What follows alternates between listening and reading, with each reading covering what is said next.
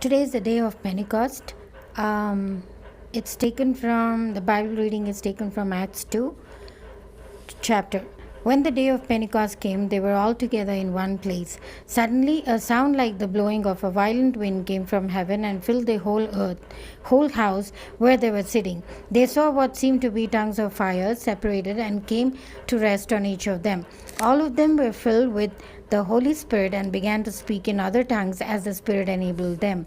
When they heard this sound, a crowd came together in bewilderment because each one heard their own language being spoken.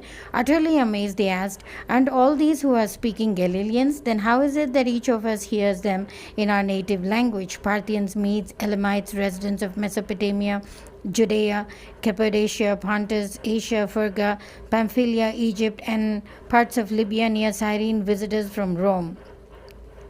Amazed and perplexed, they asked one another, "What does this mean?" Then Peter stood up with 11, raised his voice, and addressed the crowd.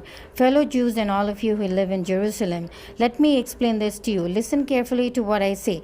In the last days, God says, "I will pour out my spirit on all people. Your sons and daughters will prophesy. Your young men will see visions. Your old men will dream dreams. You have made known to